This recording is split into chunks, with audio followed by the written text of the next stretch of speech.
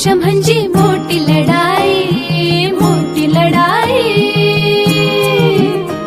अन हत्याराचं फुलावानी घाव बिखाई, घाव बिखाई.